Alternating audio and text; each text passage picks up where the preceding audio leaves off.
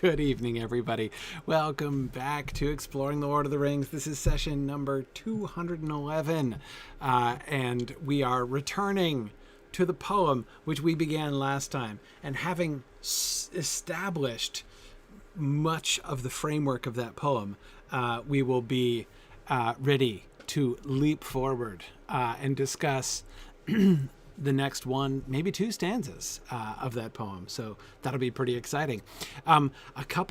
Speaking of exciting, I have a couple of exciting announcements tonight before I begin. First off is that registration for Mythmoot is open. Mythmoot 9 will be happening this year in the last weekend of June, as is our wont.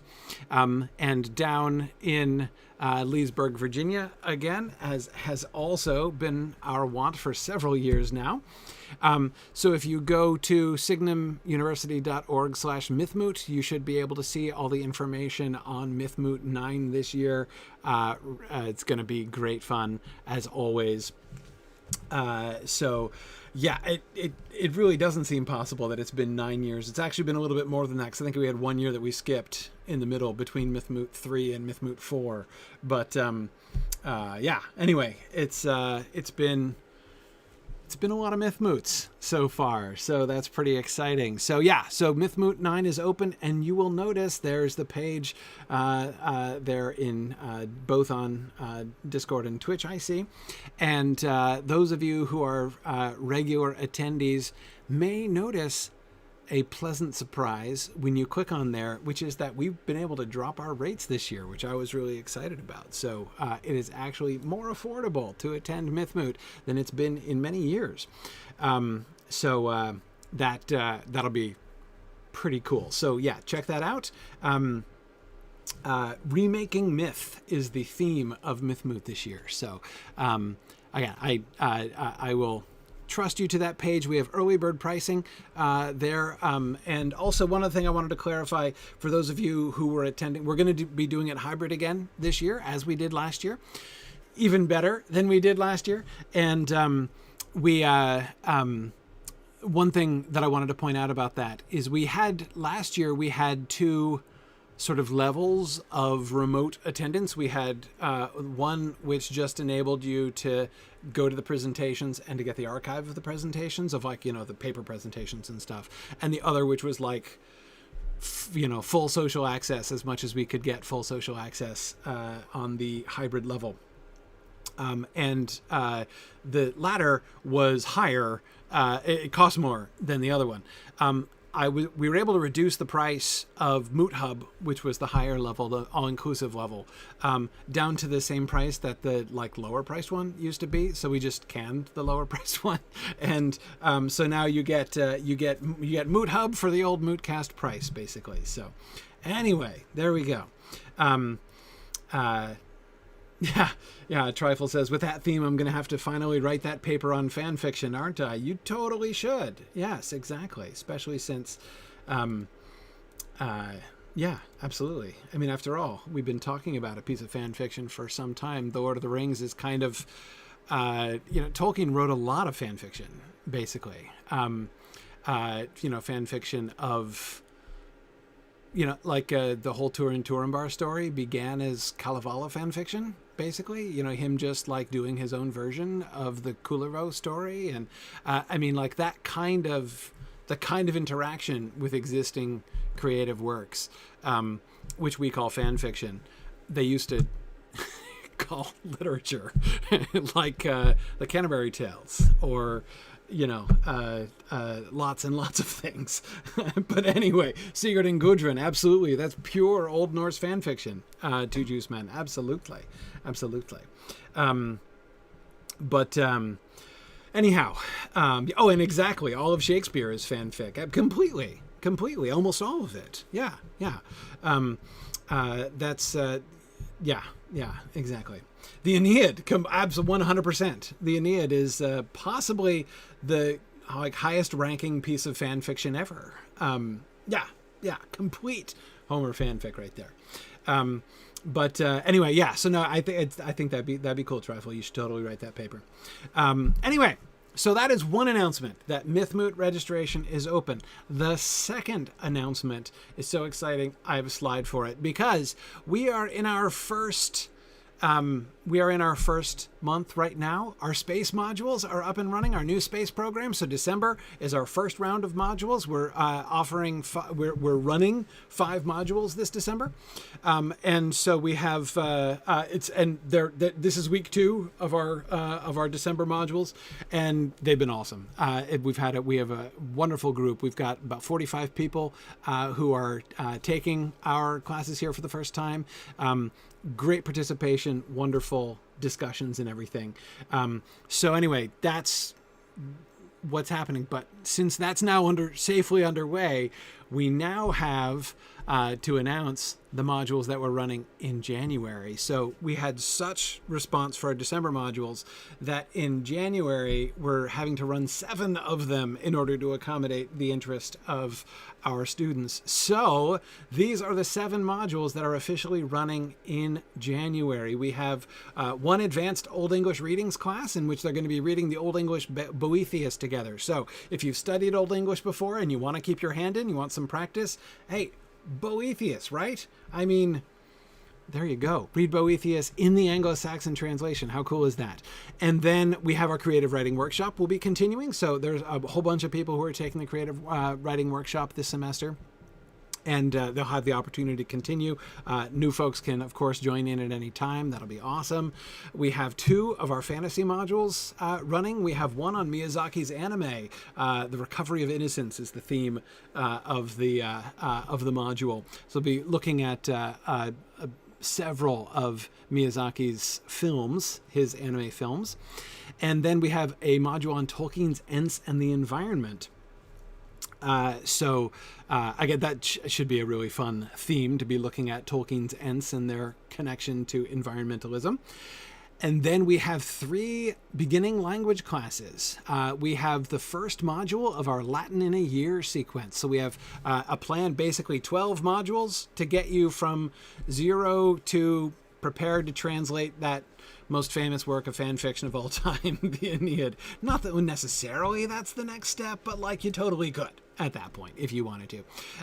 And Old English 1. So if you want to be one of those people who has Old English and is able to read, one of those many texts that, Tolkien was doing his critical and fanfic work on during the course of The Lord of the Rings and other places, you can start studying Old English as well in January. And we're also doing a module on Tolkien's invented languages. And this one is really cool. So they're all really cool.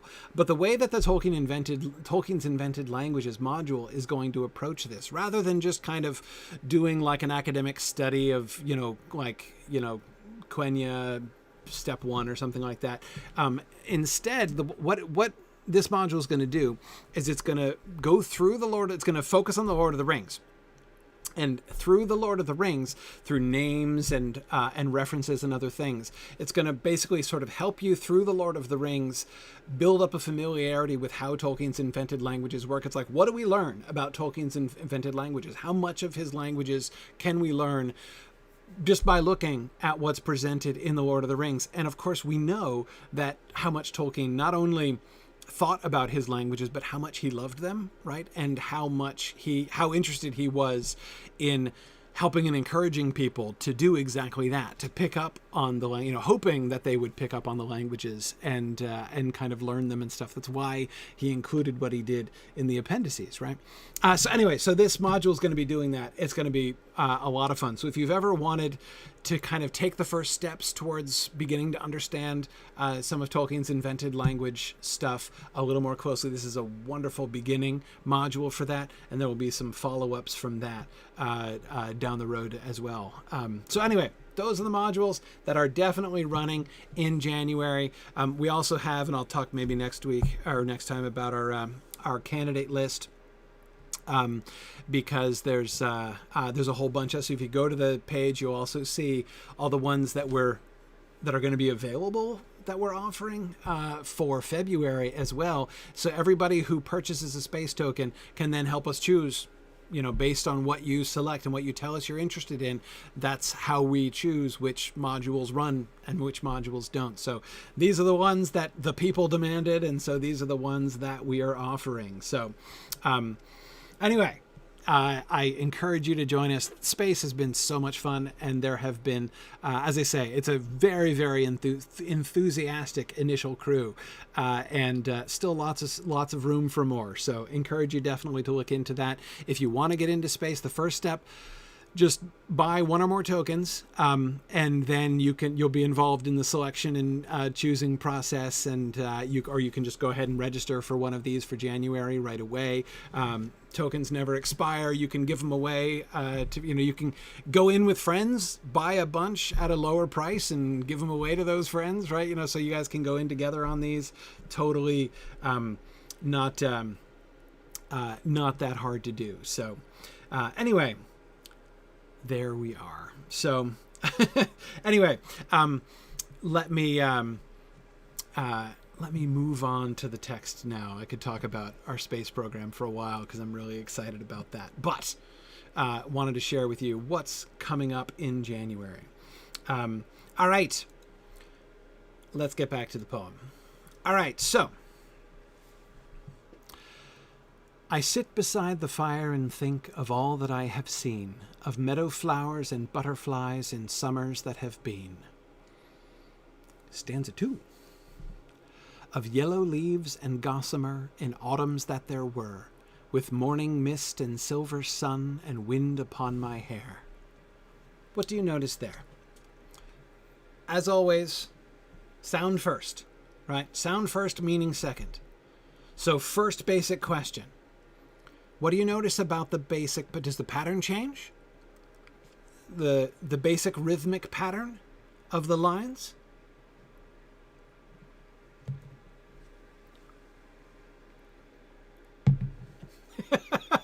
Nancy says she always wants that last line to be in wind upon my fur, because then it would rhyme better, at least for us Americans. Okay, but rhythmic pattern first. First rhythm, then rhyme, then other sound patterns, then meaning and sense. Rhythm first.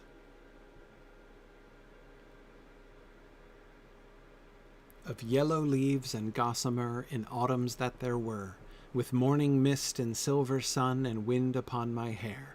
So to first point out the most obvious thing, right? The most obvious thing is that the basic pattern of the lines is the same, right? It's still that 3/4, like the same number of beats, right?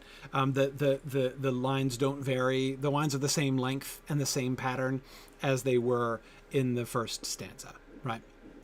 So that's one kind of assumes that that's going to be the case from stanza to stanza, but that's why it's always important to pay attention, because often, if we're not careful, if you're not reading it, especially if you're not reading it aloud, you can miss when a poet varies from your expectations, because poetry, that's one of the points of having meter and rhyme in poetry, is that then by establishing a norm for sound, you can convey more by variation. If there is no norm established, right? Who was it? Robert Frost, I think, said that writing poetry without meter is like playing tennis without a net. That is, if there's no structure, right? If there are no rules to the game, then you can't cheat, right? Or you can't win anyway. But yeah, that's like, it's one of the things that poets often do, is you establish a clear pattern, and then when you break that pattern, you can create a very striking effect, far more striking than like that line would be if there were not that patterns. But anyway, okay. So yeah, okay. Seems the same general shape, right? Definitely the same general shape.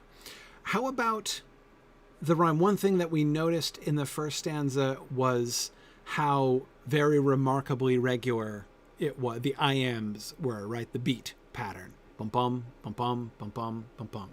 Do we hear that the same way? Is this as regular?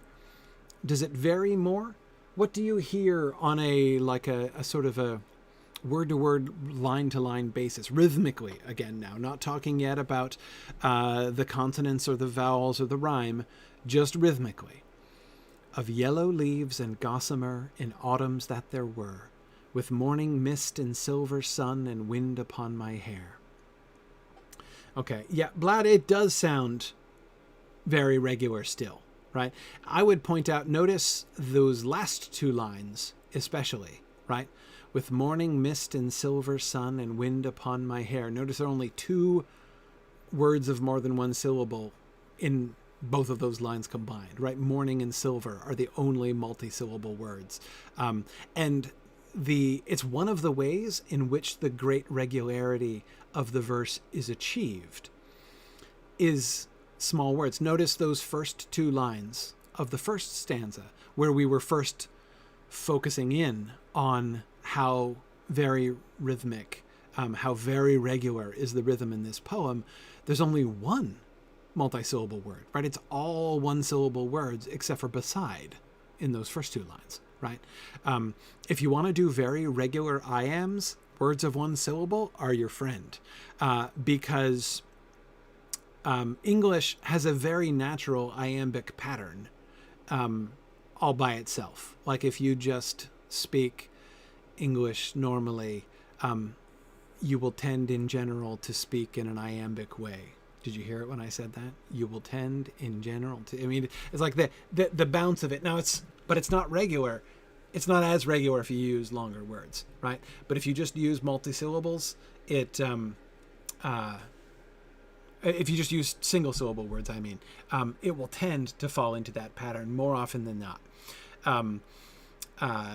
But okay, so yes, there's a lot of regularity. Now the first two lines are a little different.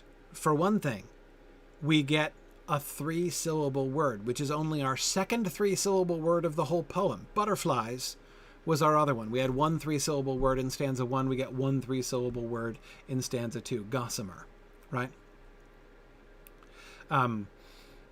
Yes, of yellow leaves and gossamer. Now it is, Mouse, that is still iambic. Yes, and gossamer, right? So it still works. But Mouse, I agree with you that it's not as strong. Like it doesn't, you don't feel that first line especially, I think has, well, it's like another line that we've seen. The iambic beats in that first line of yellow leaves and gossamer, that's,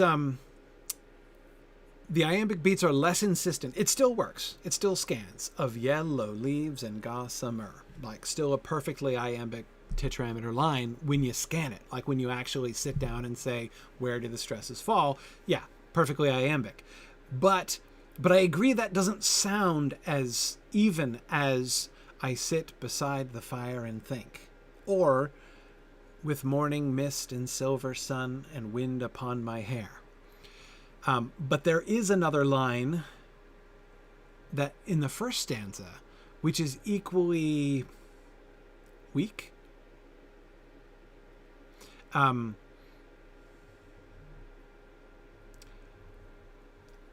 Yes, Christopher on the River, exactly. The meadow flowers line. Meadow flowers and butterflies, and I was emphasizing the flowers, right, and how like you have to do that in one syllable, which makes your mouth get big, right?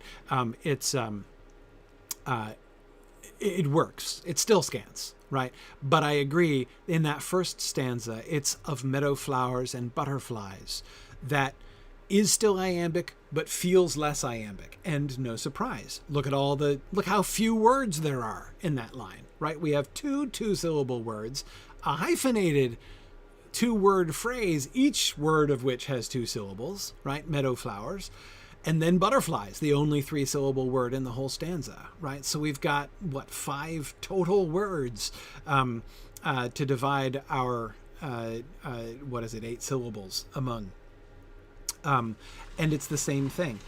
But not only that, notice that the pattern is precisely the same, of meadow flowers and butterflies, of yellow leaves and gossamer.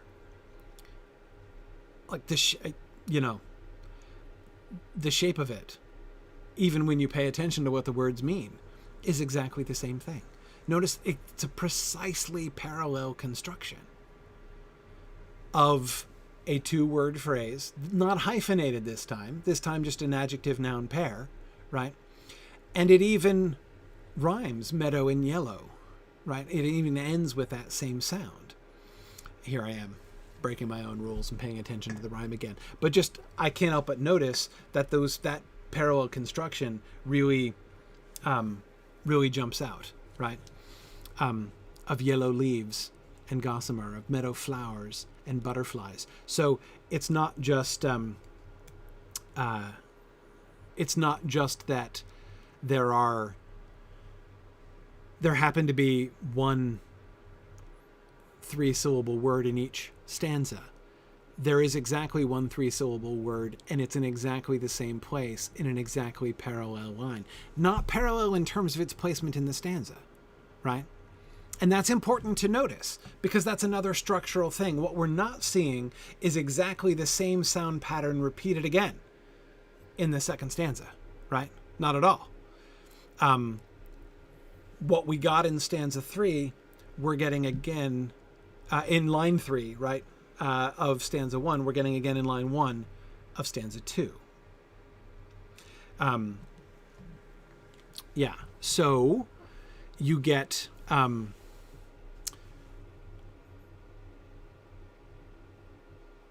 interesting thing there. And I think that we will see more about that pattern. So that's an interesting thing to notice first, and tells us some more about the bigger picture shape, not just the shape within the stanza, but the shape between and among stanzas, right? Which we'll see borne out in other ways as we continue.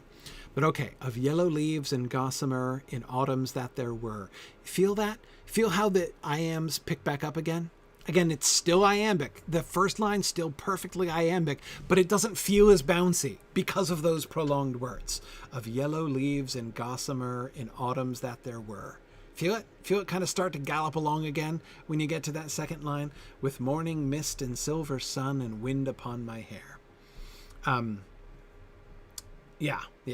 Okay, so I agree, very regular, but we have that one thing that we noticed that we didn't exactly stumble over it, but it kind of smooths out a little bit in exactly the same way that we saw it smooth out in that one other line in the first stanza. Now, let's talk about rhyme. And several of you were noticing. Now, first, let's address the Nancy's wind upon my fur, right? It is certainly true that in America, in autumns that there were and wind upon my fur would rhyme much, much better. But I doubt that in Tolkien's spoken language, were and fur would actually rhyme that closely, right? Were is kind of an Americanism, I have to say. So if you open the vowels a little bit, right? In autumns that there were and wind upon my hair, it's closer, right? It's closer. It's not exactly, right.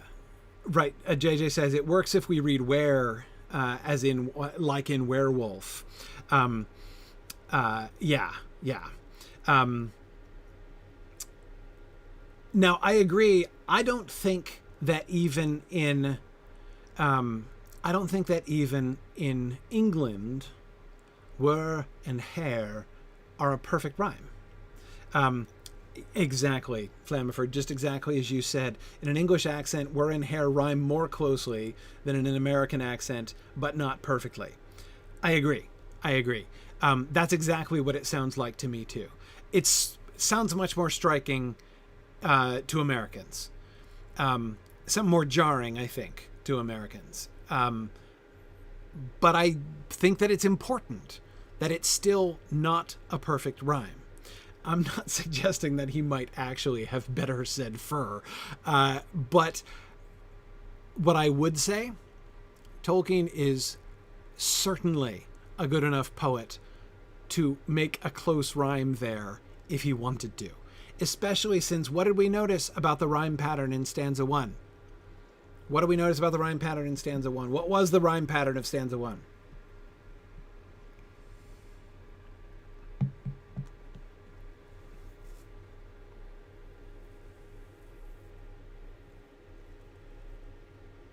Yeah, it was blank A, right? There was just the one rhyme, right? Just the one rhyme. Right, the Sean Bean rhyme, exactly, Silk Westcott. Scene and bean, right? Also, which does not work in America, right? Americans have a real problem with the rhyme scheme of this whole poem so far. But anyway, okay, so we have... and we talked about how sort of crucial that was. We had a lot of sound resonances in that first stanza, right? We talked about the meadow flowers, right? That not quite internal rhyme, but the way that those ows go, make your mouth and lips go.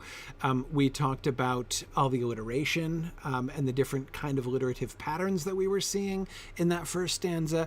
But but we talked about how he was not using internal rhyme, right? He was kind of hanging things on that terminal rhyme, that one single terminal rhyme. And we get to the second stanza, and that one terminal rhyme is weak.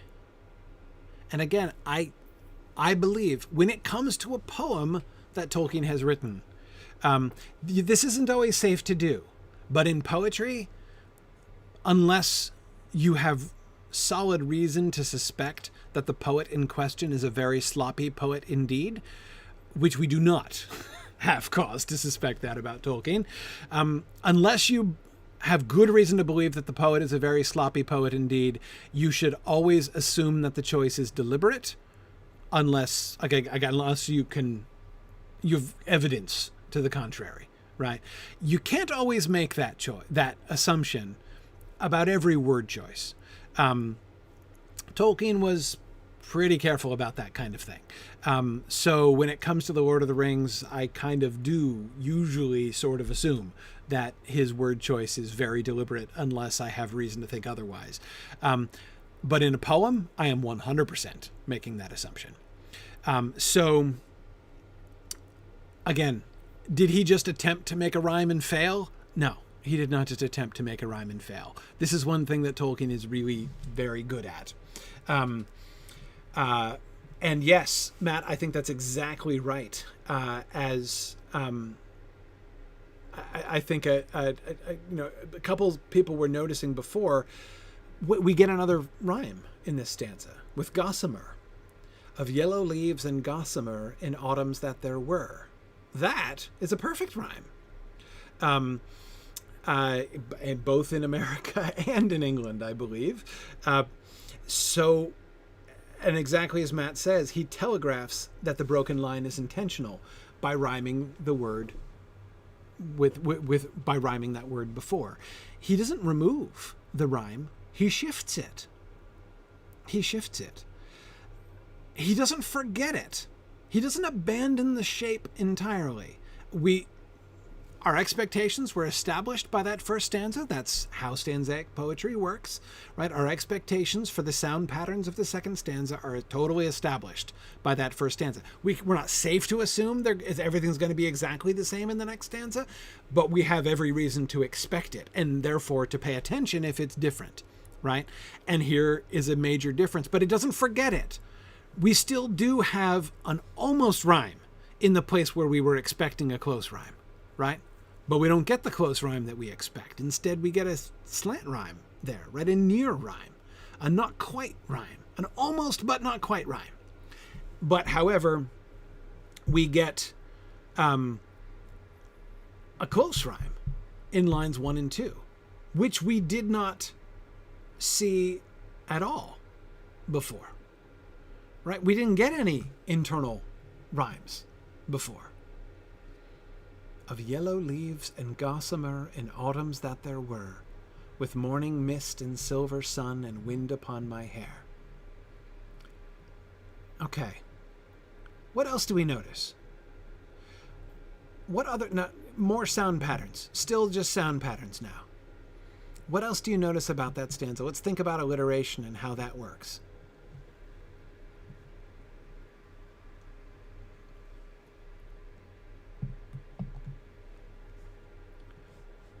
He's alliterating his imagery, Fourth Dauntless says. Yes. Yes. He does. Not every single one, but the morning mist and silver sun, for sure, right? Those really jump out at you, don't they? In fact, those really jump out at you much more than any alliterations from the first stanza jump out at you, right? We talked about, for instance, the S's in that first line. I sit beside. The S's there, that's pretty close, right? But the double pairing, those two phrases, which are bound internally together by alliteration, morning mist and silver sun, we do get the L's in leaves. Good. Yellow leaves, sure. The yellow leaves and gossamer in autumns that there were. Yes. Even the that there, right? I mean, those aren't, it's not like a sensational alliteration because they're not nouns or verbs. They're just like particles. So, but it, in the shape of this stanza, kind of still counts, right? That there were with morning mist, silver sun. Golly, notice that? Look at that. We get 1, 2, 3, 4 sets. In 9 consecutive words, 8 of them alliterate with each other. In 4 perfect 2-word pairs. That there were with morning mist, silver sun. Right? And is the only word in that whole set that doesn't go. That's really striking. We were looking at this delicate sound patterns in that first stanza, right? Like we're talking about the B's and the S's and the F's, right? And how those all are kind of brought together in summers that have been, right at the end of that first stanza. And that was all really cool stuff. But holy cow, it's poured on really heavily in this second stanza compared to that first stanza, right? I wonder why. I think I can see why. I think I can see a pattern, but we have to look at the bigger picture to see that. Blad the Aspire points out that even the and gets repeated. Yeah, we do get another and separated only by silver sun, right? Yeah, absolutely.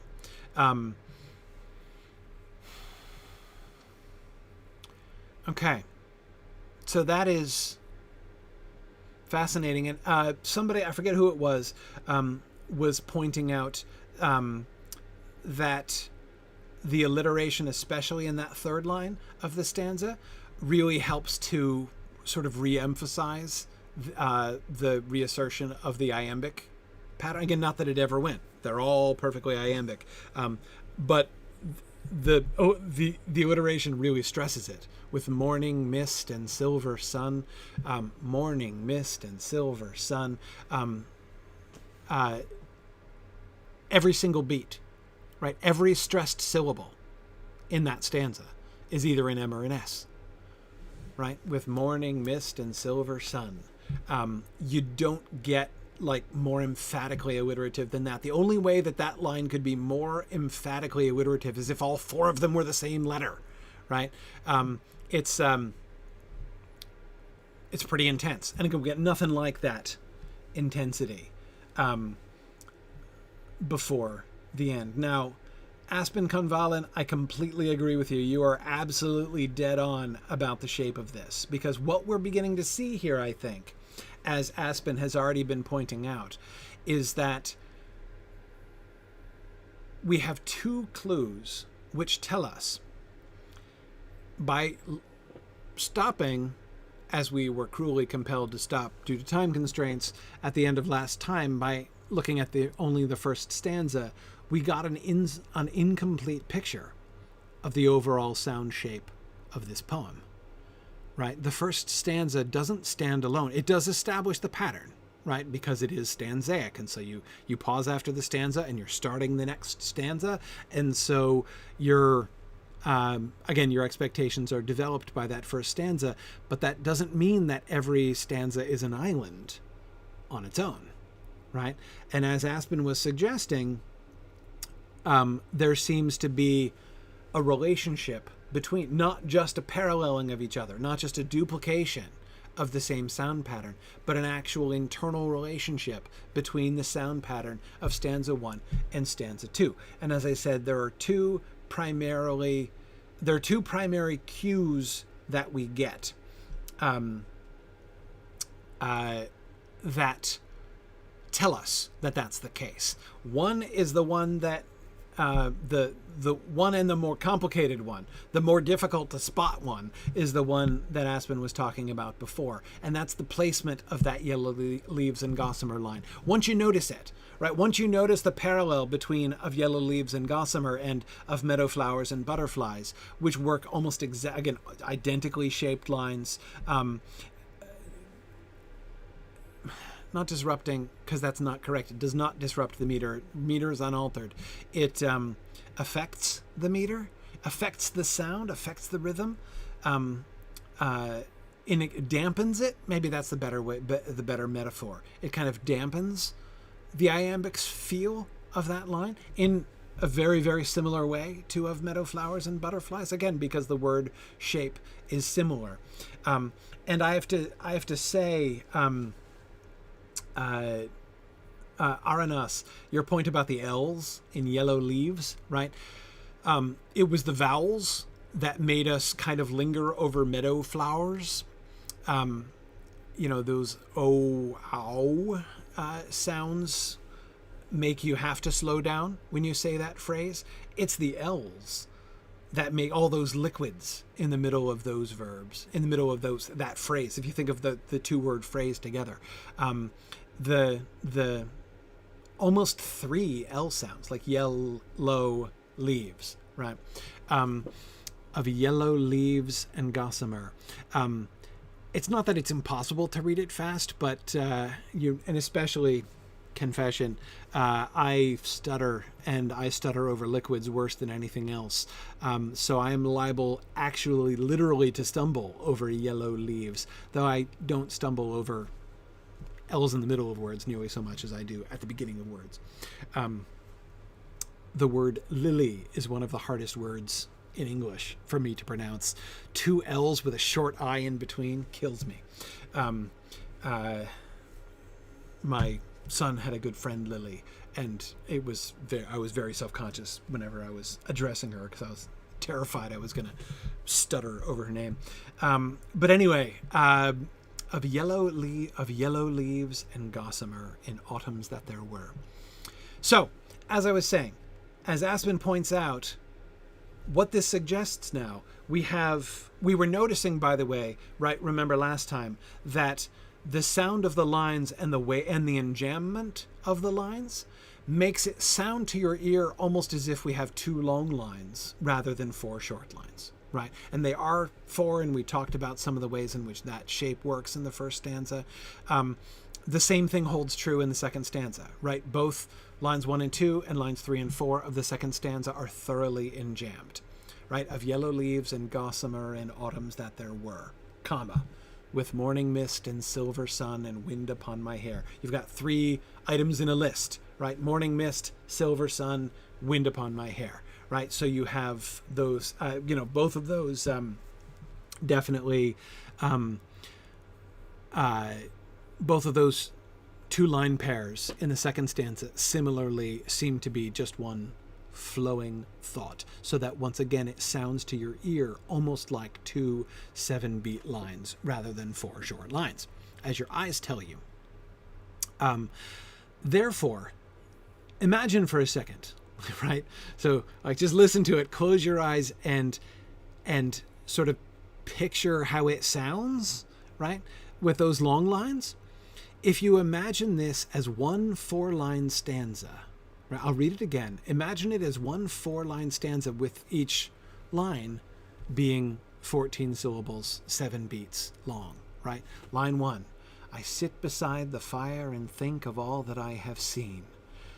2, of meadow flowers and butterflies in summers that have been, of yellow leaves and gossamer in autumns that there were, with morning mist and silver sun and wind upon my hair. When you think about it that way, which again is how it sounds, right? Notice how it creates, exactly as Aspen was pointing out, it hinges, right? It's symmetrical. It's a mirror image. It's not a repetition. It's not a duplication. It's a mirror image, right? What was long line 2 is long line 1 in the second stanza, right? It becomes one single thing. And I said there were 2 pieces of evidence that suggest that the first 2 stanzas are related to each other this way. One is that pattern, right? That sound pattern, the duplication of that sound pattern. What's the other one? The other one is much simpler. Super simple. All right, Aspen was noticing the complicated one. What's the obvious one?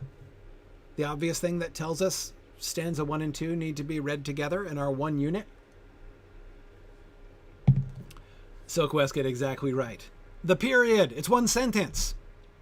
Exactly. They're a single long sentence. Absolutely. Absolutely. Yeah. The fact that there is a semicolon at the end of stanza 1 and a period at the end of stanza 2 tells us that we should read the first 2 stanzas together. And the period suggests that there is, when we come to stanza 3, we're in a different unit, right? And we will have other reasons to observe that we're in a different unit when we get to stanza 3.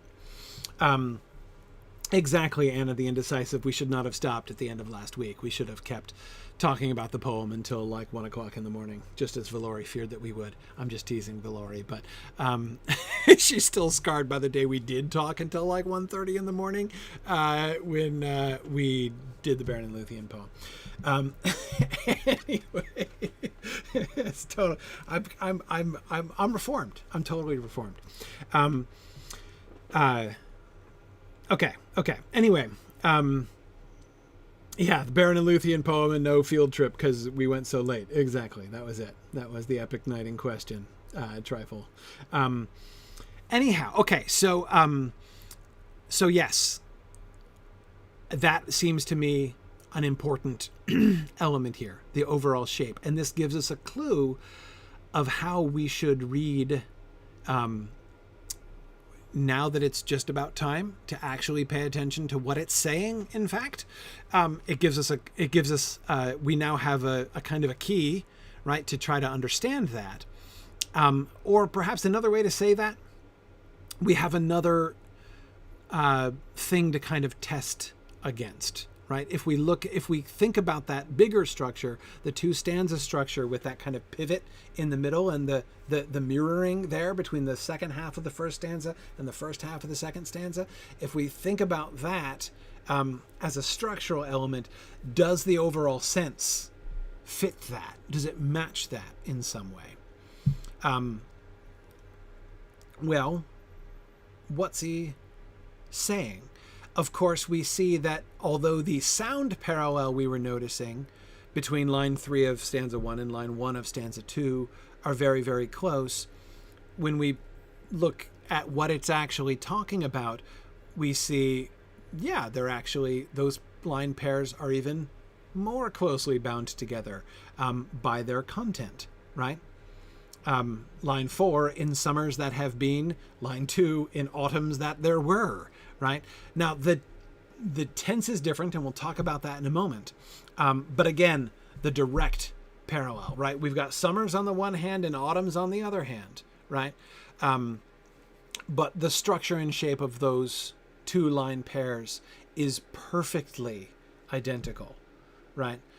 The sound structure, again, notice again, lines 2 and 4, or 4 and 2, I guess I should say, the syllables are once again exactly the same in summers, in autumns, that have been, that there were, right? So like same, everything's the same except replacing autumns and, but of course, notice what this does when you've got something that's that closely parallel, but of course it's not identical. Now it makes you pay special attention to the things that keep it from being an identical repetition, right? Just like if you see two mirror images that are exactly identical except for a few like tiny little details, it makes you pay much more attention to the tiny details that you would never have paid attention to otherwise, right? And so here we have summers and autumns, right?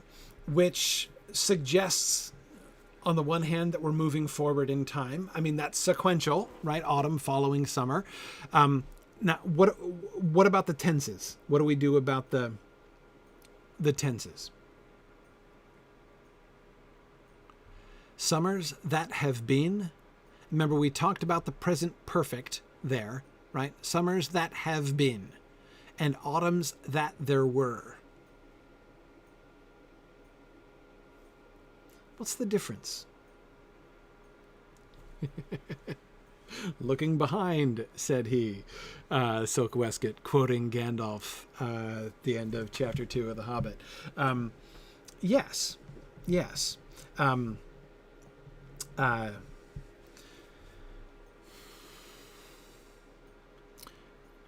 Both are oriented backwards, right?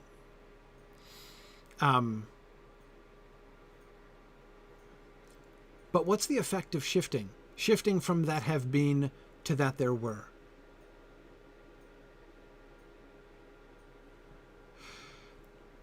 We talked about both have seen and have been, right? The two present perfect constructions that he uses in the first stanza, right? All that I have seen, summers that have been, right? And Christopher on the River, you are completely correct. And Fourth Dauntless, I agree with that as well. It places the autumn more firmly in the past, Fourth Dauntless says, and Christopher on the River says, there were seems more distant. You're absolutely right. It's more distant, right? That have been, remember the whole point of the present perfect tense, what the present perfect says, is that the action which is now complete and therefore past, right? It's done now, but it's only done as of right now, right? As of this moment, it is complete. The summers that have been it's the past, but it's like the immediate past. The past that was right up until I have just declared it in this moment, right? Whereas that there were could be 50 years ago, right? That's very different from the that's very different from the present perfect. The autumns that there were, yeah, I agree. It's much more remote. It's almost like things are receding as he's talking about them, if you see what I mean. Interesting. Bricktail's noticing a fascinating pattern there. We'll have to see if that holds true. Bricktails is saying that, of course, when Bilbo is singing this poem on the 25th of December is right after the winter solstice. So summer and autumn are in the past, but winter and spring are in the present or future. That is fascinating. We'll see if that bears up as we go. The one way, Bricktails, in which that pattern wouldn't seem to connect with this particular point here is that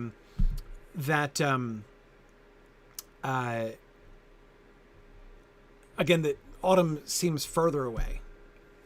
So, it's not like the summers that were back then and the autumn that just happened. It's the other way around, right? The summers feel closer, right?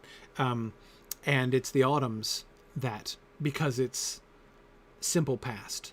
And not just simple past, right? If he just said in autumns that were, It wouldn't scan then, I know.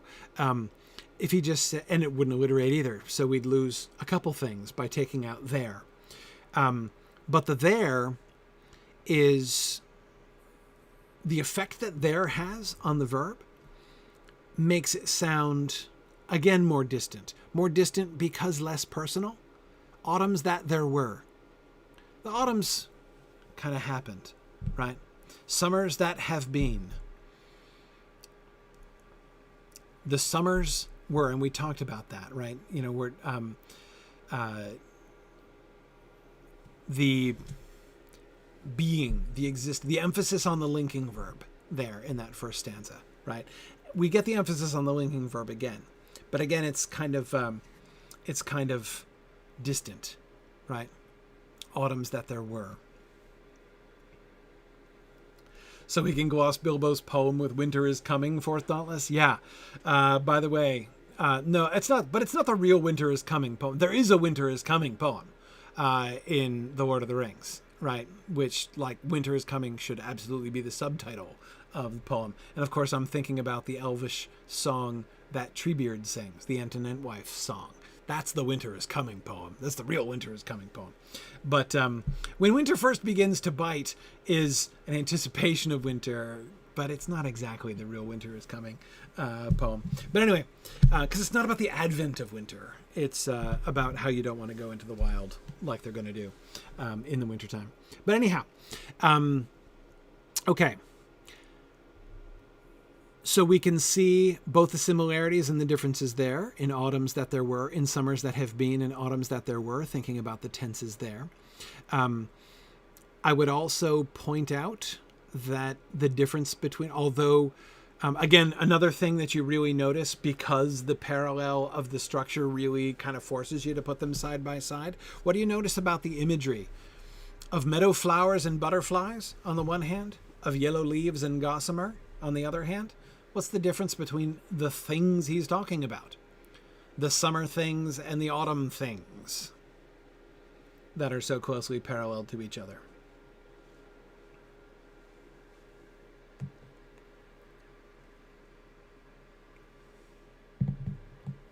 What do you notice? See the pattern there? What does he associate with summers? And what does he associate with autumn? Yeah, Aspen, that's what I was thinking too. Yeah, Josh the Left was saying the same thing. Alive, not alive. Meadow flowers, right? Things growing and blooming. Yellow leaves. Leaves falling, right? Leaves dying. Butterflies. You know, the little bugs flying around. And gossamer. What do you think is the gossamer he's describing exactly? I'm not 100% sure. Yeah, it's just what Emily's asking. What does he mean by gossamer? It's possible that it's spider webs. Yeah. Yeah, spider webs, I think, are a strong candidate. It's also possible that he's imagining, well, it could be a plant thing, couldn't it? But probably not in autumn. Dandelion fluff, that's the kind of thing that I was thinking of, Bard.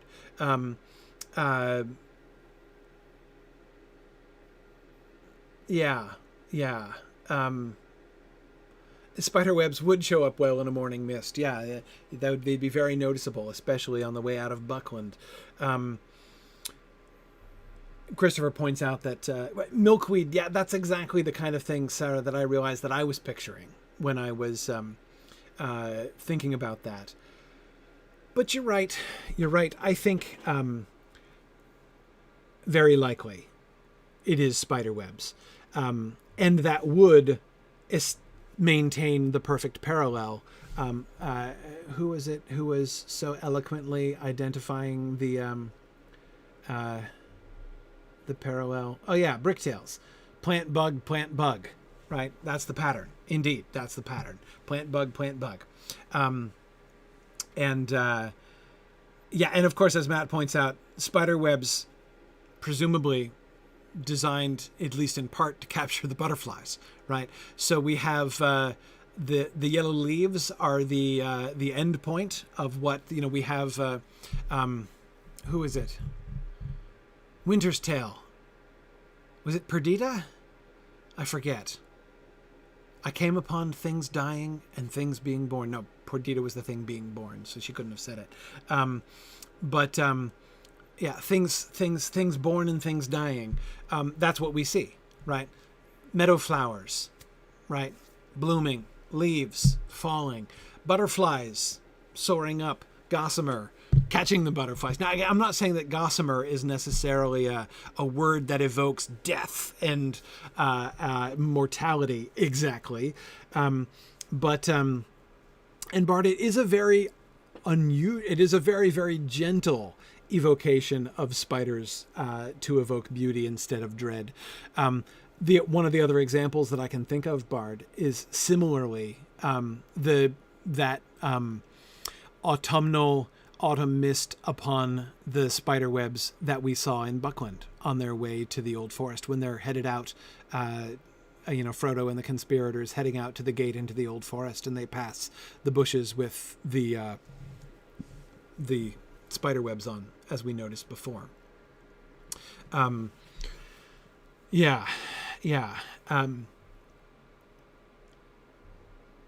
Yes. Okay. And I certainly agree that spider webs in the morning mist are beautiful. Because, of course, as you guys are pointing out, we get morning mist later on in the stanza, which is the more reason to believe that the gossamer in question is the spider webs, which are going to be glistening with the morning mist. Absolutely. Oops. Yes. And yes, and of course the Old Forest, as several have pointed out as well, butterflies and spiderwebs have been directly connected in Bilbo's own experience, right? In the tops of the trees in Mirkwood, seeing both the black monarchs, right, the black butterflies that he saw up there, and the spider webs of small spiders that were there to catch the butterflies. So we have butterflies which are alive and spider webs which are, of course, not only themselves not alive, but also, howsoever beautiful in the morning mist, are also instruments of death, and instruments of death for the butterflies, which is it's like, again, this is not dread. These are not evil, wicked, giant spiders. The spiders in the tops of the trees in Mirkwood, Emily, as you pointed out, aren't evil and scary either. This is just the cycle of life, just like the flowers blooming and the leaves falling. There's nothing, there's nothing sinister about any of that, right? It's just the cycle of life and the cycle of the year, and that's what we see in these two mirrored lines, right? Which sound so close or so very, and I never noticed that in my life. Like, every time I look at these lines, I'm seeing more and more parallels. Like, the closeness of those two lines is staggering, actually. The one other difference, and it's the major difference we already have observed, is the internal rhyme. There's no internal rhyme in lines 3 and 4, and there's a major internal rhyme in lines 1 and 2 of the next stanza.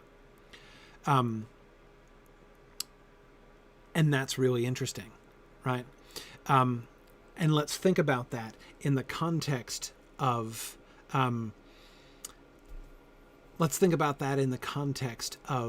the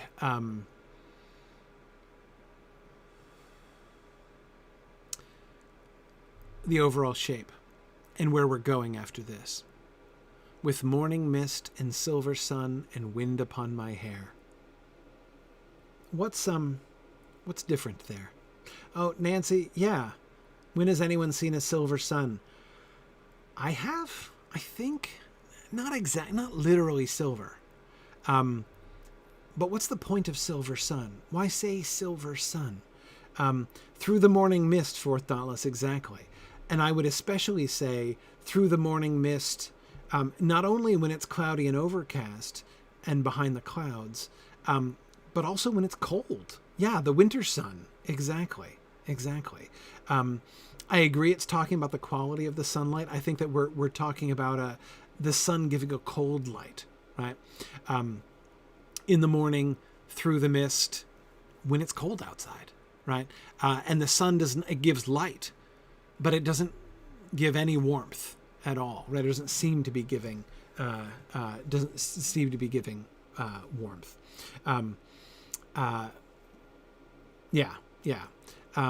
Again, it's not literally silver, right? Although again, when it's coming through the clouds and it's coming through the mist, the light is more white than yellow at that point. Anyway, but I do think that that's what he's invoking there. But okay, but back to these last two lines. What is he talking about?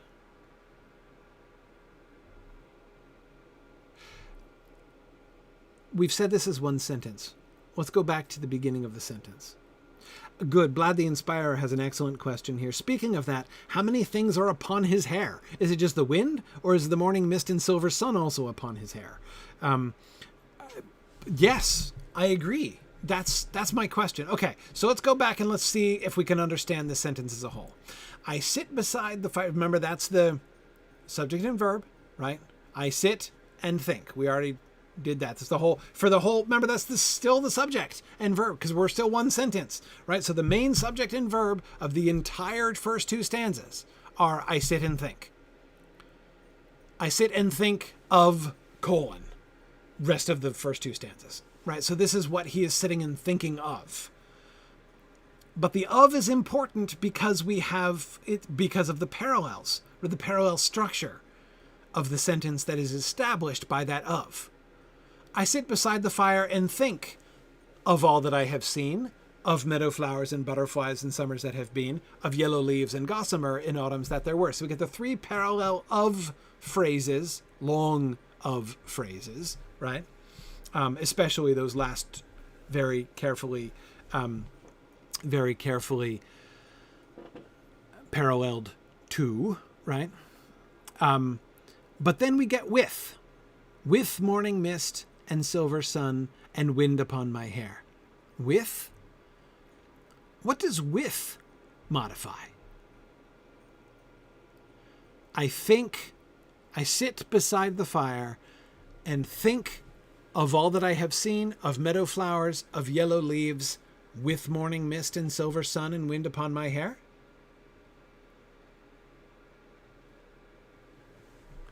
He thinks with those things?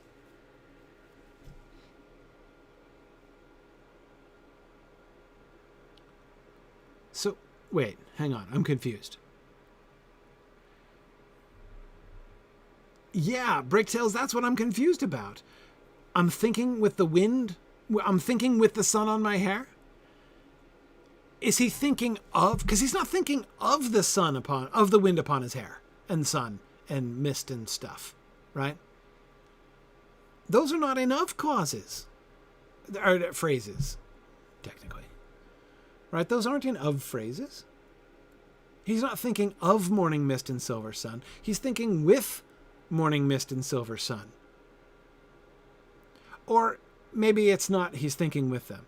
Maybe the autumns were with morning mist and silver sun and wind upon his hair. He could be sitting with, it's possible. But I agree, we were all assuming that the morning mist and silver sun was associated with autumn. Right? Picturing that cold autumnal early morning sun coming through the mist. Picturing the morning mist on the gossamer, right? Shining on the gossamer.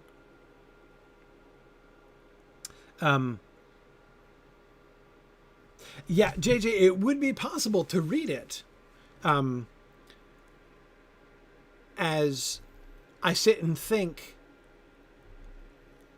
like, this is like the condition I am in while thinking of those other things, right? But I don't think so. I think it's the autumns.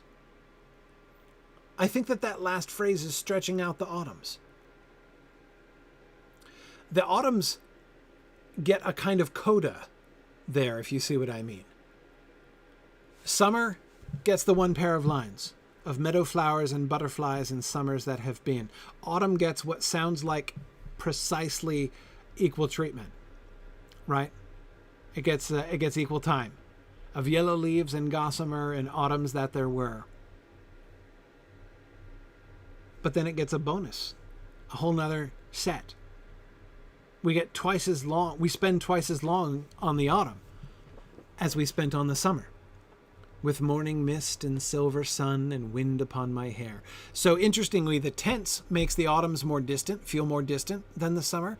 The summer is more present, right? It's still past, it's still over, but it's just now over, right?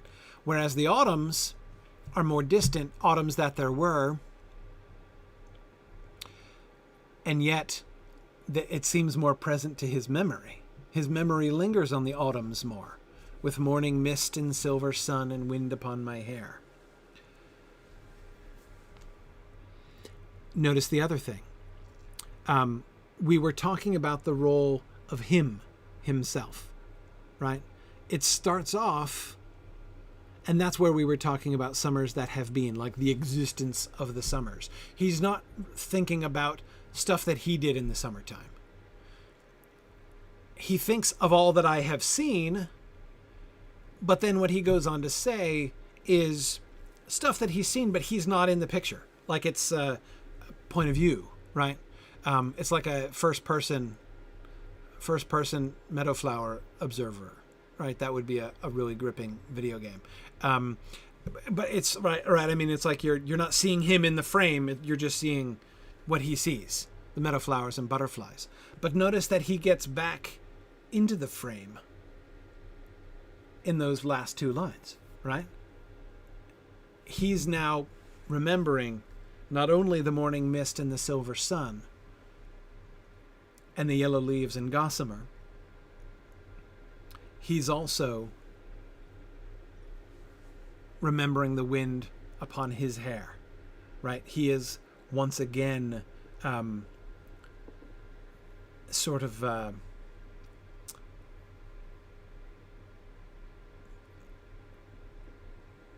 placed himself in it, right? Him as viewer, him as participant in the scene has returned here. And I agree with you, he's still not remembering things that he did. It's something that happened to him. So I agree. It's not like he's now suddenly made himself the hero, right, of action or something like that. Not at all. Not at all. He's still, as far as we can see, a purely passive observer of this thing. But he is there again, as he did not place himself at any point in the summer scene, other than just framing it that he had seen it, right? Which again is equally true because of the direct parallel structure, the very, very parallel structure of those two lines. It's equally true, him seeing, that is, the summer and the winter.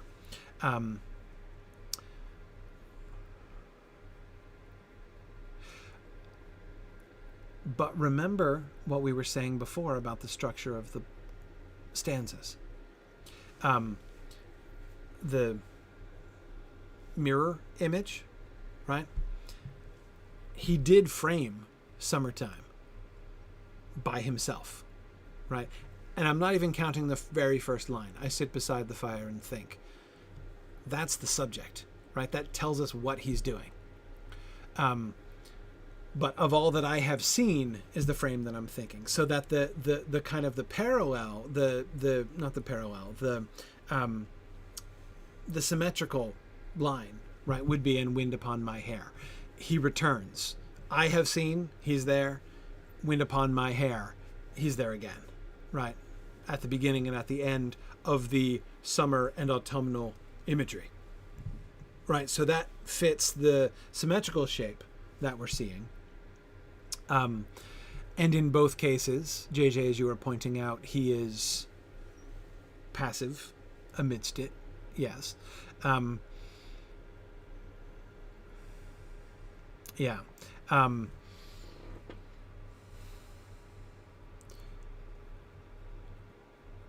Now I agree, Kokavut and Minor, that we do also get a movement from what he has seen to what he has felt there at the end, right? So it's not exactly the same. And I wonder, is that too, maybe Kokavut and Minor, if we put that together with sort of the other thing here, that is the other thing that makes, the other thing that kind of disrupts the perfect symmetry of these two stanzas, right, is that in place of the framing sentence that we get at the beginning of the first stanza, we get an extra autumnal imagery, right? Again, autumn gets extra treatment, right? It gets a double helping, not quite a double helping, a helping and a half, right?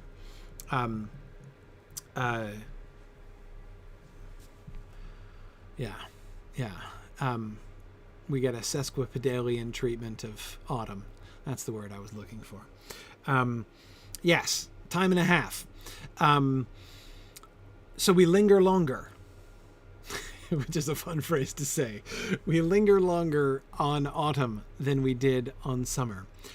And we also shift, as you were suggesting, Cook, from visual to tactile there, with his participation there in the end.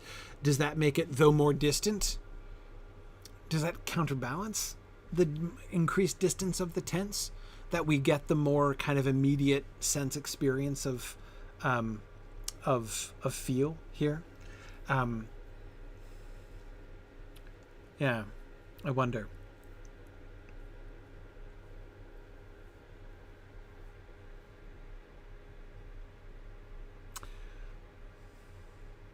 Let's peek ahead.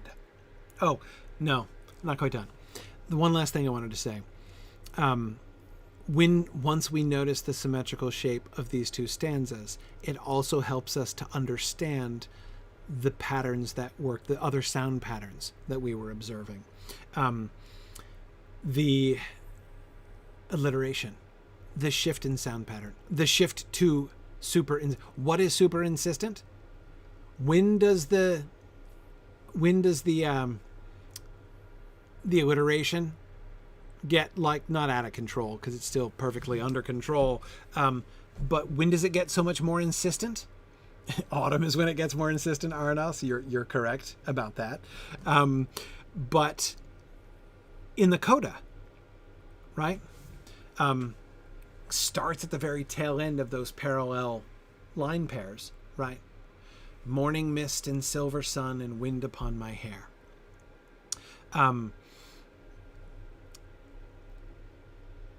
The internal rhyme of gossamer and that there were. There's a rhyming pair provides a kind of closure, if you see what I mean.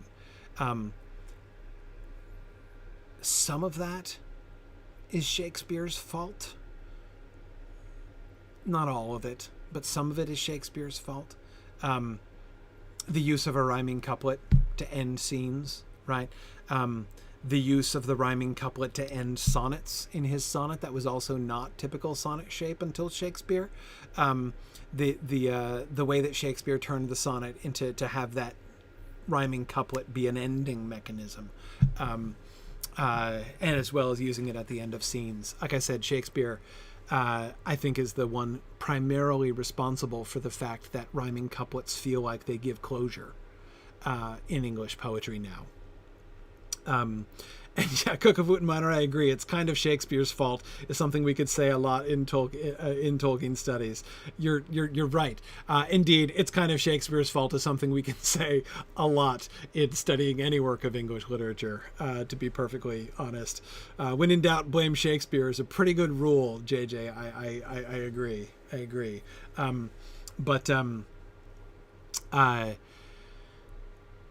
Anyway, the couplet there, gossamer and that there were, the internal rhyme. It does, as Matt said earlier, the introduction of the internal rhyme there telegraphs the fact that the slant rhyme in lines 2 and 4 of stanza 2 is deliberate, right? That's not supposed to be where the binding is, where the closure is. Those last two lines of the last stanza do not hold directly together with lines 1 and 2. 1 and 2 are directly paired with the last two lines, and then they close, right? And then we get the coda, right? So it suggests the overall shape, which fits exactly with what we see, that shift from the two directly parallel phrases to that coda, with morning mist and silver sun and wind upon my hair. That autumnal coda that we get there at the end.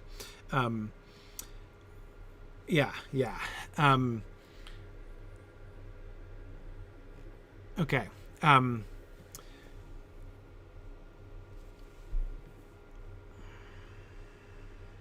The other thing is the alliteration there in those last two lines.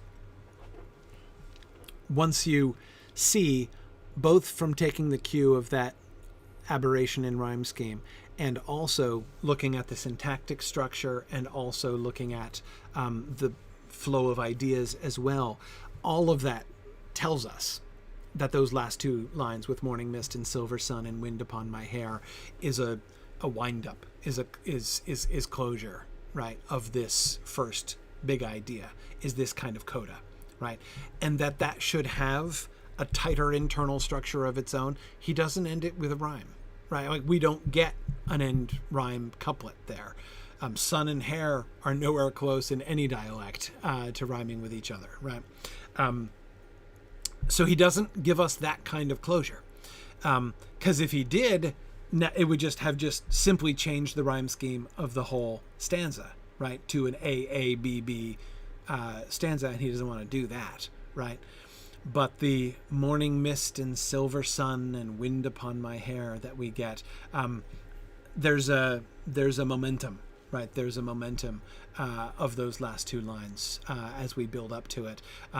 The alliteration, which was like latent almost in that first stanza, as we discussed, like these scattered repeated sounds that get kind of repeated and brought together in that last line of the first stanza, builds momentum until we get that there were with morning mist, silver sun, and wind upon my hair.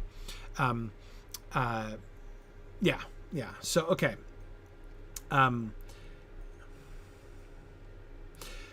Cookfoot Miners asking, is alliteration like Tolkien used considered low poetry in mainstream poetry studies? I don't see a lot of it in poetry outside of Tolkien, but the way he uses it is almost musical. Cook, it's because of Old English. Tolkien was extremely sensitive to alliteration because he was extremely sensitive, because alliteration is the primary sound tool used by the poetry that he knows and loves best. So he had thought a very great deal about how alliteration worked and the force of alliteration and how the different ways in which it's used more strongly, more lightly. It was just something that he lived with more than almost any other modern poet did. So that's why you don't see it in a lot of other modern poetry, because it's kind of I don't want to say gimmick, that's too cheap, but it's just not, it's not a primary idiom of modern poets. No, I'll go a step further. It's not a primary idiom of modern speakers and people at all. Our ears are not trained to it. If you accidentally make a really close rhyme, like the whole, oh, I'm a poet and I didn't know it, right? Kind of joke that you make when you accidentally say a sentence which has a perfect rhyme in it. If you do that accidentally, it jumps out at you. You notice, you feel almost embarrassed, like it sounded like people might think that it was contrived, right? That you were trying to say something witty and in verse. Our ears are trained to notice rhyme like that, but we often use alliteration and don't even notice it. Like you have to alliterate. If you accidentally alliterate,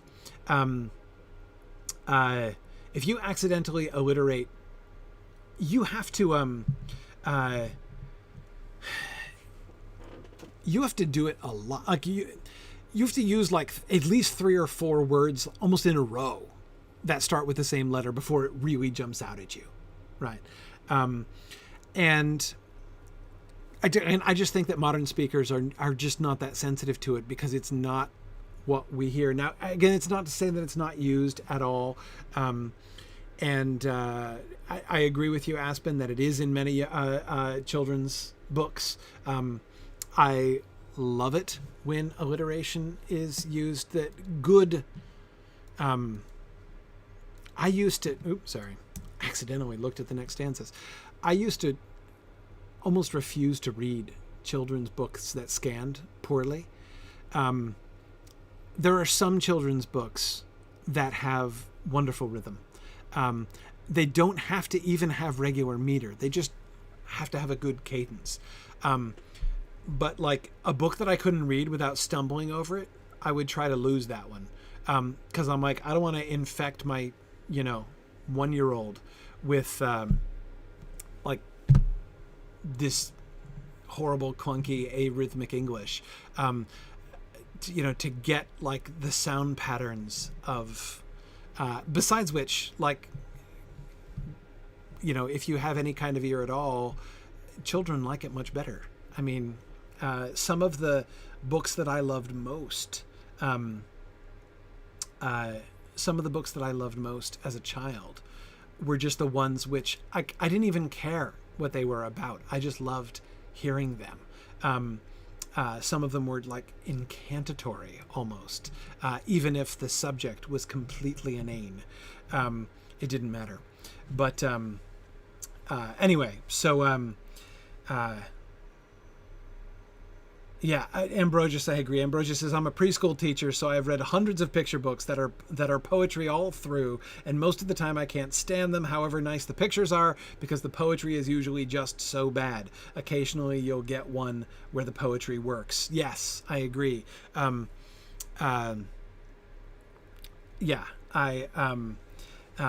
This is why, like, one of my kids' favorite books growing up was the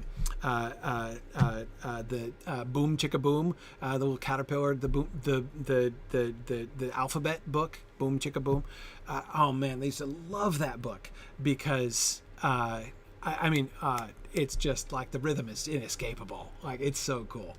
And there's a bunch of books like that, but I agree, it is exhausting to read 30 pages of bad poetry out loud. Ambrosius, sometimes I'd try to fix it, and my wife is much better at this than I am. But Sandra Boynton, oh, Vilora, you are so right. I don't love everything about Sandra Boynton, but my goodness, Sandra Boynton's her rhythm is wonderful. I used to love reading Sandra Boynton books similarly. Absolutely. Anyway, and of course, a lot of the classics. Obviously, Dr. Seuss, his rhythm is wonderful. Shel Silverstein, yes, very much. And a lot of good children's prose is also really very good, like The Wind in the Willows, right? It is a beautiful book to read. Read it aloud. It is a beautiful book to read and a beautiful book to listen to. Or The Hobbit. Absolutely. Okay. That was a lot of digression, but worth it.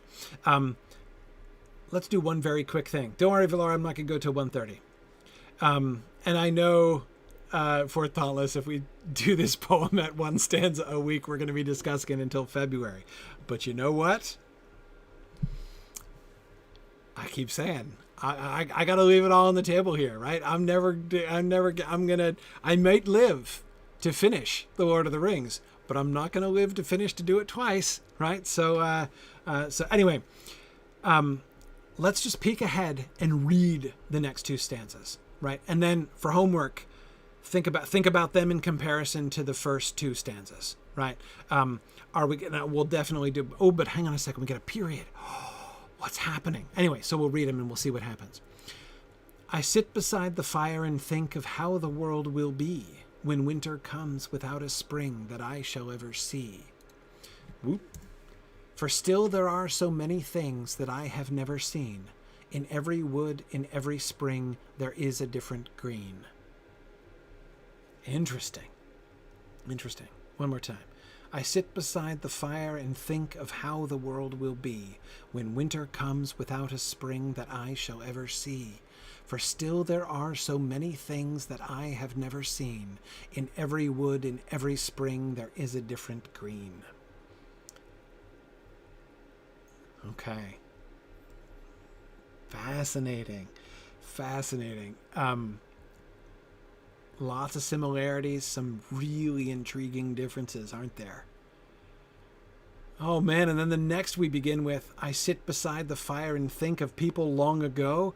Oh, the tenses. Oh my goodness. And people who will see a world that I shall never know. But all the while I sit and think of times that were before. I listen for returning feet and voices at the door. Every stanza, 3, 4, 5, and 6 is each one sentence. Oh my goodness. Okay. Oh, the tenses should be a t-shirt. Oh my goodness. That is fantastic. Okay, so much to talk about. Here's the bad news. Speaking of February, I am I'm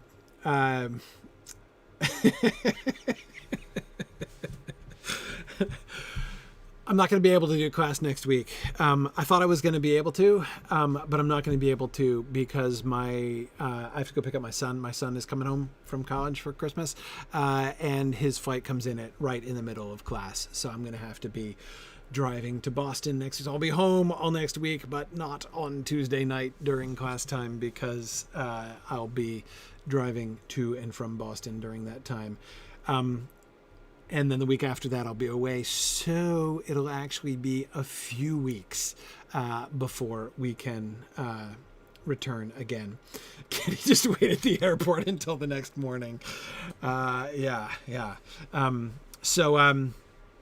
Anyway, so I apologize. We shan't be able to. We're gonna have a mid-poem cliffhanger here until. Good grief. Because after that's the holiday, it's going to be January before we're able to have class again. It'll be our 5th anniversary class, I think. It'll be our 5th anniversary class.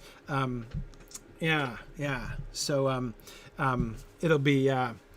But we did reach Christmas by Christmas. We didn't leave Rivendell by Christmas or come really very close to it. We may leave Rivendell by Easter, I think. Yeah, so the first Tuesday of January will be the next time we'll be able to have class after tonight. So yeah, it'll be, I think, the day after Tolkien's birthday, the 4th, and that will be the Tolkien's birthday, the 3rd of January back in 2017 was the first day of the first session we did of Exploring the Lord of the Rings. So the class will be 5 years old, and that's the day we will get to discuss stanza 3 of this poem. So I know 5th anniversary, it's crazy, isn't it? But yeah, I'm pretty sure I've done my math properly, and 2017 to 2022 is totally 5 years. Yeah, it's amazing. We're starting kindergarten this year. Exactly. Yeah, that baby who was born back in the 1st or 2nd year is in preschool now, right? Absolutely. Yeah. So exactly, we've gone from Bilbo's party to almost leaving Rivendell in 5 short years. We've made spectacular progress. So somebody else was something I was going to respond to here. Oh yeah, Forthalis, when is the next Mythgard class starting? Not immediately. We're here. Right, here's my Nature of Middle-earth book. We're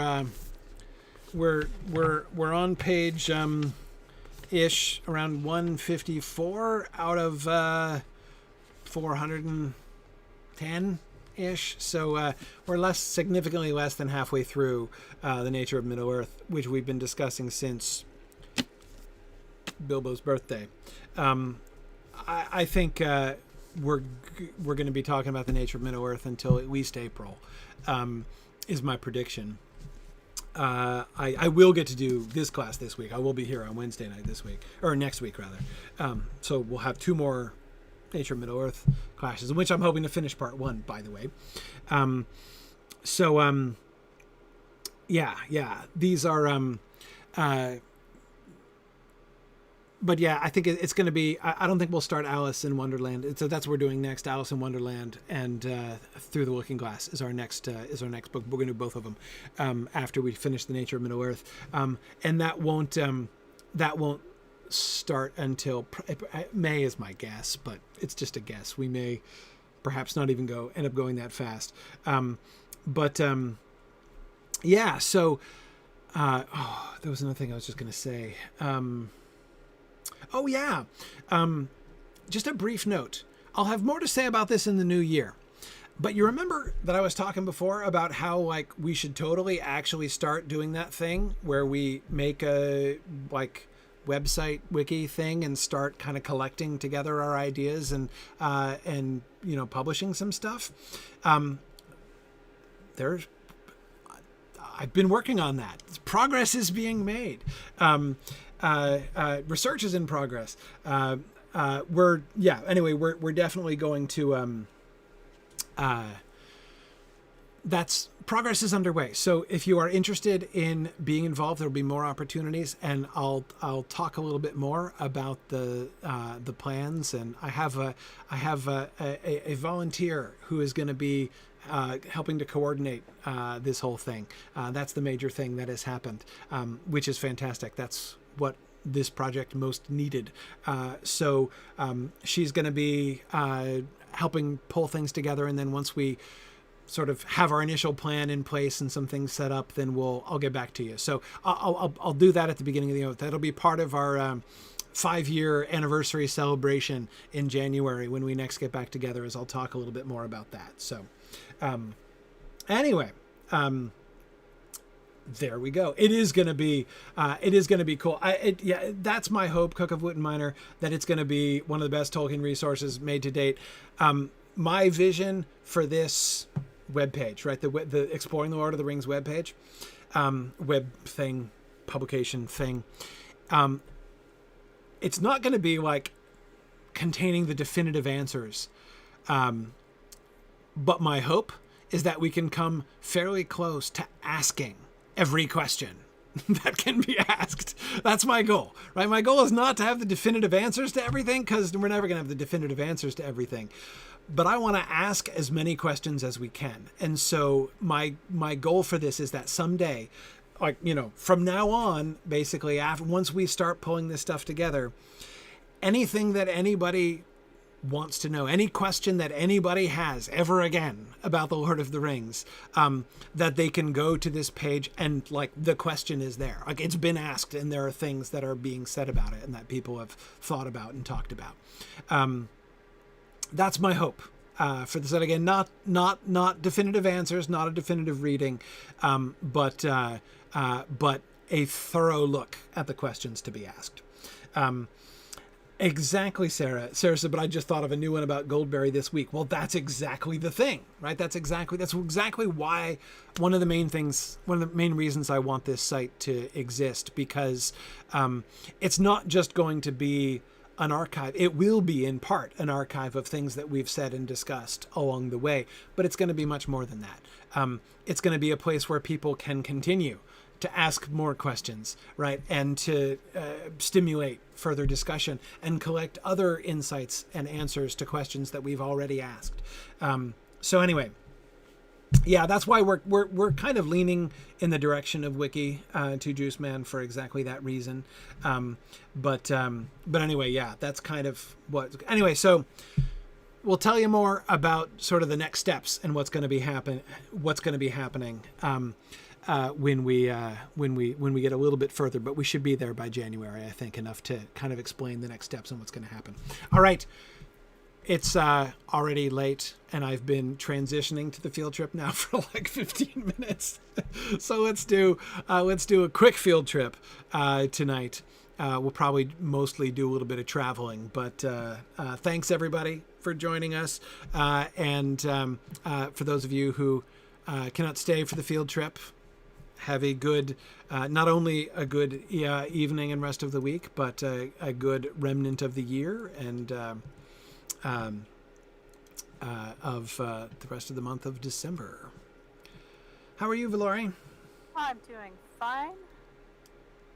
But you're talking about, like, you know, some poetry can be, you know, physically painful to you at some point. And I have to say, this is the worst time of year for that, because this is the time of year where you get all of the Night Before Christmas parodies everywhere. Oh yes, true. Yes. Yeah, where they just have no regard for the rhyme or the meter, and it's just... Right, that's very true. It's very true. And it's especially horrible because, of course, that poem itself has such a compelling meter that it's like you have to be really violent and aggressive in your disregard for the English language to butcher it as badly as so many people butcher it. You're right. Oh, I know, yeah. And the crass commercialization also just takes, like, the beauty and the magic of the poem in the first place, and then oh my goodness, yeah. Yes. It was the night before Christmas, and all through the house, the Honda ship dealership was getting ready for our biggest Christmas sale ever, with only a mouse or something like that. But they just tack something on the end. Yes, exactly. No, it's in its way, though. It's almost fitting, right? That, like, at least, like, the horrible shape matches the horrible content, right? It's almost more jarring to hear something which actually does flow very melodically while giving a really trite commercialistic, message. So yeah, that's oh, cool. Yeah. So I don't know about some of the T-shirt recommendations this week, but I did make a Tra-la-la-lally-land design, and I was asked to submit it to use in the Sigmund store, so keep your eyes peeled on that one. Okay, nice. Right, for our Elvish amusement park last time. Yeah. Nice. Yeah. Something like oh gosh, I gotta scroll up, but it was like something from, you know, the amusement land across from the Holly Visitors Center, the Holly Tree Visitors Center or something. Right, exactly. Right, yeah, exactly. Right. I didn't think truck stop was quite appropriate, but it's right, not quite. It's only metaphorically a truck stop, as they didn't have literal trucks, I think. Yeah. Yeah. Good. Okay. So let's head back to Eckhart Regian. I think we can milestone there. Again, I kept everybody super late, so we'll have a brief field trip tonight. But the goal of the field trip this evening will be that's good. Two Juice Man says it's not a truck stop, it's a Wayne stop. I agree. Yeah, it's a Wayne stop, which seems to invite really bad puns actually, but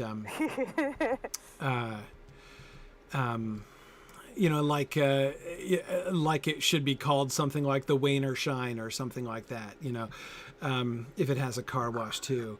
But anyway, not that I would make any such puns. I'm just saying it seems to invite puns like that. So let's head down, now that, of course, it's in the middle of the night. In fact, it's just evening, so it'll be dark the whole time. So the goal is to head down to Mirabel and find the next milestone so that we can milestone straight to Mirabel. We won't discover all of Mirabel this time, but what I wanted to mostly do is look at, like, the routes to Mirabel. We could go across country through Tra-la-la-lally land, which, by the way, is extremely difficult for me to say. And by the way, like, I get the fact that I stutter on my L's makes the Tra-la-la-lally poem a very challenging one for me to say. No, I concur. I Yeah, also grew up with a stutter as well. yeah, One of the big things is I mixed up R's and L's yeah. I didn't quite mix a them lot. up. I just couldn't get, especially R's and L's, especially L's at the beginning of words out of my mouth. Like I just couldn't. Like I would just it would stick in my mouth. I just couldn't say it. I would stutter over that every time. It was really bad. It was worst when I was like 8. 3rd grade, I remember being the nadir of my speech impediment when I was a kid. Yeah, yeah. Anyway, okay, so we could go overland through Chalalalali land, but that's, well, okay. What I want to primarily look at is the road. So let's follow this road south first. Okay. So, and see where, now I know it breaks up, so we kind of lose it. And it devolves into a path, though it stays. And I remember when I was a wee young character adventuring in this land, I used to try to ride this road south, and I'd lose it. And right here is where I'd lose it. It's kind of gone, and it kind of zags here, doesn't it? Kind of zag a little bit, or it. We don't want anything to do with the dens of beasts yet, because it's gone. There's no path. There's no road. Yeah, it's definitely overgrown and lost. We're just kind of gone. And I look at the map, and we're now nowhere near where the road. So okay, there's another bit right here. Yeah, it kind of zagged over this way when we weren't able to see it, and now we come. It might follow it. Right, maybe. Well, now we get to a crossroads. We're at that right. We're at that crossroads that we see. So this is a crossroad that leads to the Redhorn Pass, in that direction. And then, but it also continues south. But I don't think, does this eastward facing road, does it dead end here? No, it does not. It continues on, which it does not do on the map, but it appears to do so in real life. It's probably going to trail off again, as it kind of has. Yeah, we lost it. And it's gone. Are we headed towards Tralalalali land? I think we are.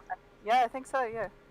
I think so. So if we just continue in this direction, we end up at Tralalalali land. There it is. There it is. Okay, your elvish resort for all of your giant bridge and water slides.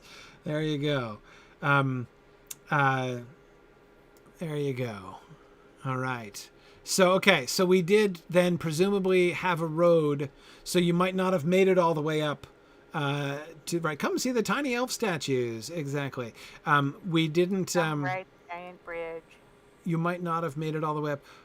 Sad Umbroval. This is that's the den of the Corbine, right? This is like where all the the critters Corbine live. Yeah, the critters have roped themselves off into neighborhoods out here. Yeah. I said Corbine, combining the name of Corbine in Middle-earth with the Latin. Oh, yeah, like Corvid, yeah. Corvid, yeah, for crow. But anyway, okay.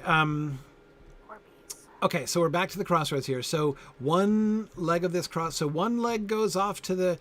So this is, I mean, like the layout, right? The marketing. So you come from, from Lothlorien over the Redhorn Pass, and there's a straight. You could just go straight to Tralalalali land from there, which is cool. Or you could head up towards, the Wayne Stop and towards Gwingris as well. But now continuing south, let's see where we go as we continue south. This is a much more well-road and warm road here. Yeah.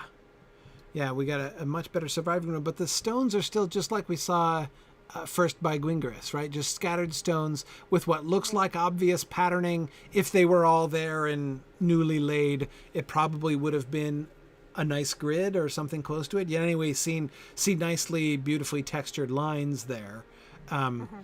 But no actual designs, no actual illustrations or anything. Okay. And then we're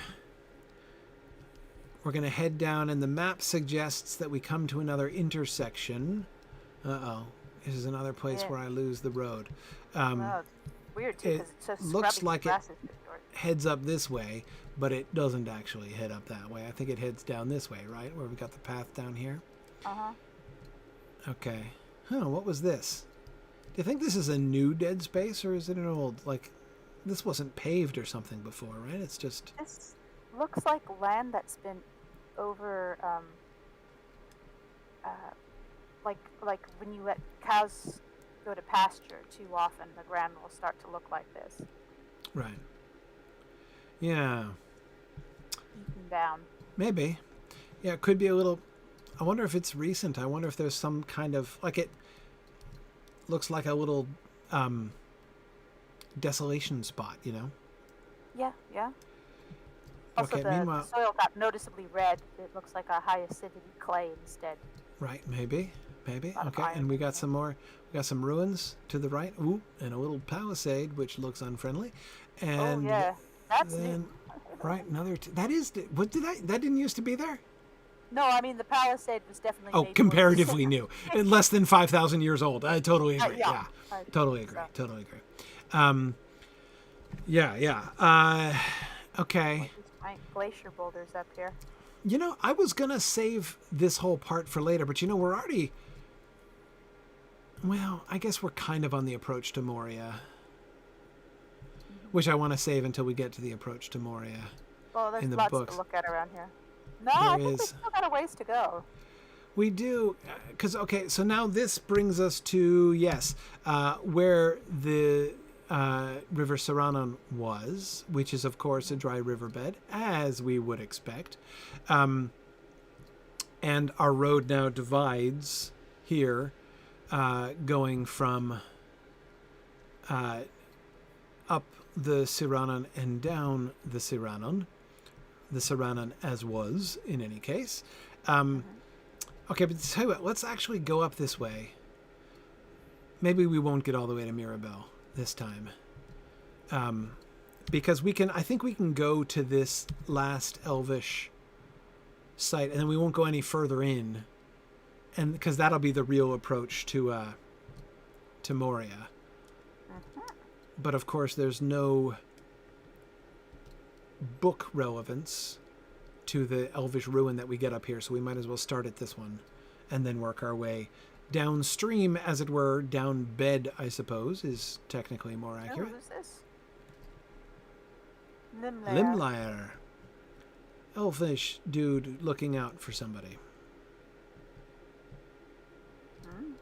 I have a vague memory of quests involving him. Oh, there's some Dunlending shoulders down there. It might be what he's checking He's out. searching for things, huh? Okay. Random doorway. Love that How little intriguing. blue And then this accent. guy, right, this half-orc rider is a quest dude as well. Oh As yeah, I recall. it's a build a pony quest. It's a Bill the okay. Pony quest, right? Okay, another intriguing doorway concerning which I am not thinking right now. Look at how scattered these ruins are. That is really We'll have so much to interesting. cover in January. There will be a lot to talk about in January down here. Okay.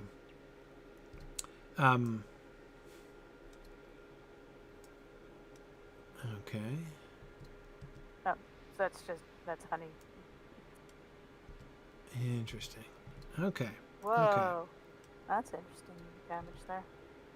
Yes, Kendall, exactly. We will get to Mirabel, where elves don't dwell, after.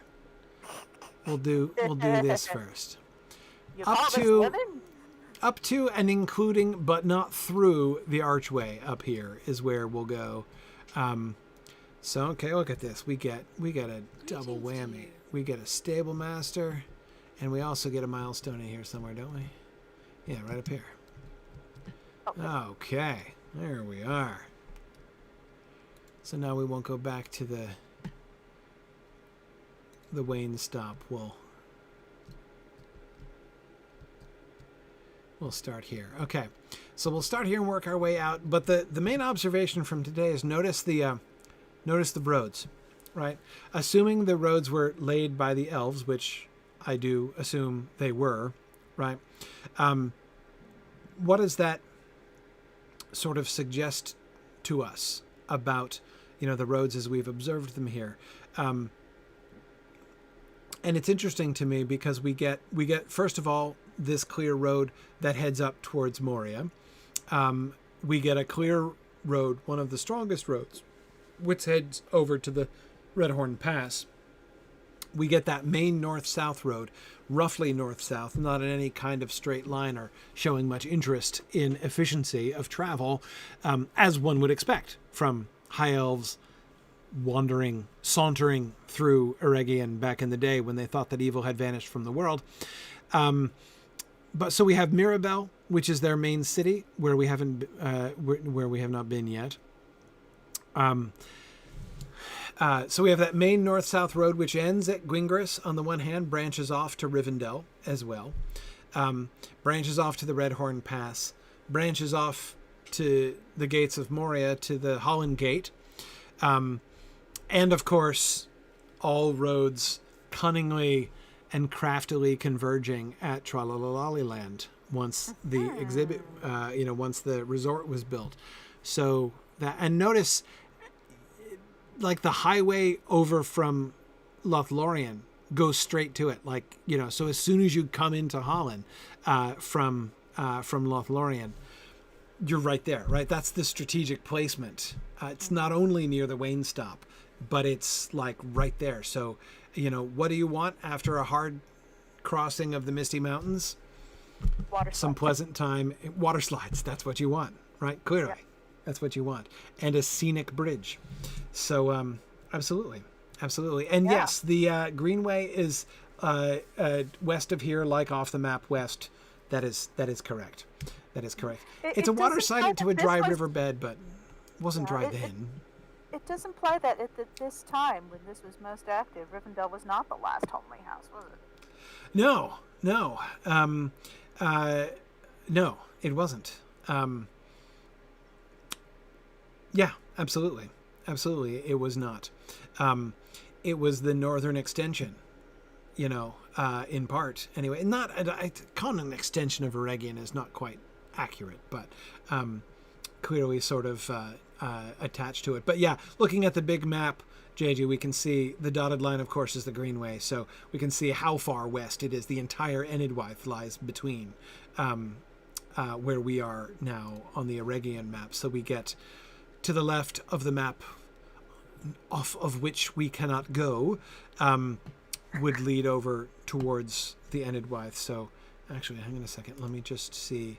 If we click on the Enidwaith, right, we can't go to the right off that, but we are pretty much parallel. Could we go roughly from either off to the western edge of this map or off the eastern edge of the Enidwaith map? We'd be pretty close. I mean, I know it connects to Eregion at the bottom, but they're not exactly north and south of each other. No. So anyway, yes, I too would love to see the Minhiriath added to the map. I think I am not the only one who is bothered by the fact that you can't ride the Greenway all the way from Minas Tirith up to Bree or up to Fornost. Like, is that asking too much? I don't think that's asking too much. Let's right? get rid of that blockade down there. It's been We have been time. filled so many of the gaps in Lotro. I mean, and I it's not that I'm complaining, because I'm totally not complaining, because there's, having added the whole Vale of Anduin, right now we can go up and down the Anduin all the way from Gundabad, down to the sea. So, hey, like, that's awesome. I'm delighted that we can do that. We've got all of northern Mirkwood and the mountains up here. That's great. So, is it too much to ask to fill in the one I'm always gap happy when there's left? blank spots in the map. I'm happy when there's blank spots in the map. Well, there's more Lotro to fill out. Right, exactly.